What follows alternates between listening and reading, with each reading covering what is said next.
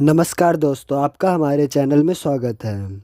बिहार विधानसभा में इस बार कई दिग्गज अपना भाग्य आजमा रहे हैं। कुछ लोग बड़ी पार्टियों से चुनावी दंगल में हैं तो कुछ अपनी खुद की पार्टी से बिहार के सिंहासन तक पहुंचना चाह रहे हैं। ऐसे ही एक शख्स बिहार के पूर्व बाहुबली सांसद रहे पप्पू यादव हैं, जिन्होंने कोरोना लॉकडाउन के दौरान आम जनों की काफ़ी मदद की। इस बार वे अपनी जन अधिकार पार्टी के साथ चुनावी दंगल में उतरे हैं और बिहार के सीएम कैंडिडेट भी हैं। ऐसे में आज हम आपको पप्पू यादव की निजी ज़िंदगी से जुड़ी कुछ खास बातें बताने जा रहे हैं, जो राजनीति की तरह ही कम उतार चढ़ाव वाली नहीं रही। धनी जमींदार परिवार में जन्मे पप्पू यादव उर्फ राजेश रंजन ने कैसे राजनीति में अपनी पहचान बनाई, यह ज़्यादातर लोग जानते हैं। ऐसे में आज हम आपको उनके प्रेम प्रसंग और शादी के बारे में बताने जा रहे हैं, जो किसी फिल्मी स्टोरी से कम नहीं है। साल 1991 में राष्ट्रीय सुरक्षा कानून के तहत पटना की बांकीपुर जेल में बंद पप्पू यादव के लिए वो समय मानो उनके जीवन का सबसे सुखद पहलू लेकर आया। आज भी उन दिनों की बातें याद करके पप्पू यादव का चेहरा खिल उठता है। एक अखबार से बातचीत करते हुए पप्पू यादव ने कहा था, रंजीत जी को मैं जितना शुक्रिया अदा करूं वो कम है। 3 साल तक हमारी दोस्ती चली।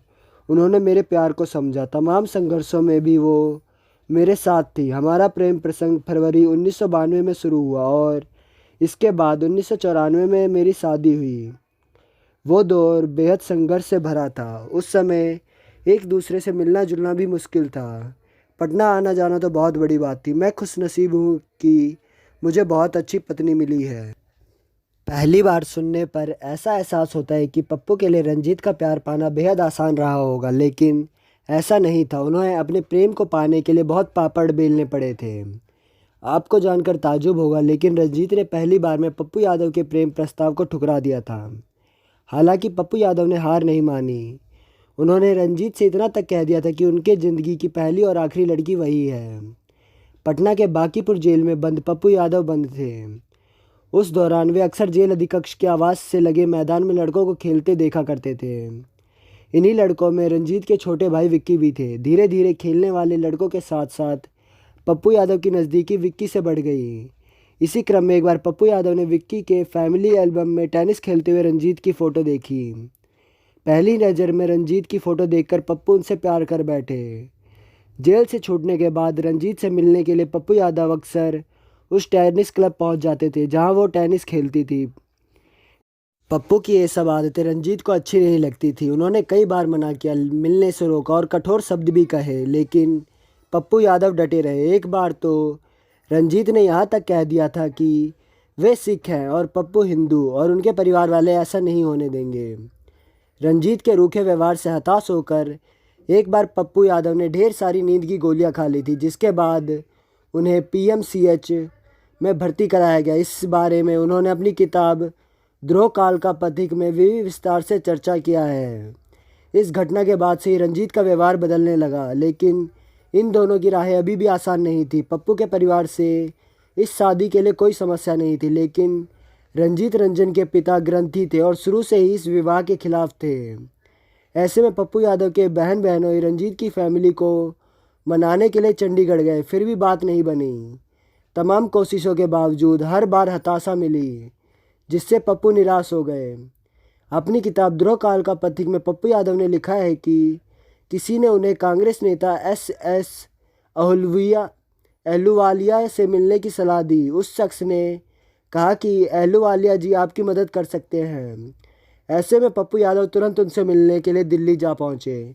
पप्पू यादव ने अपनी इस किताब में डिटेल में जिक्र किया है कि कैसे एस अहलूवालिया साहब की पहल से रंजीत के सिख परिजनों को मनाने में मदद मिली।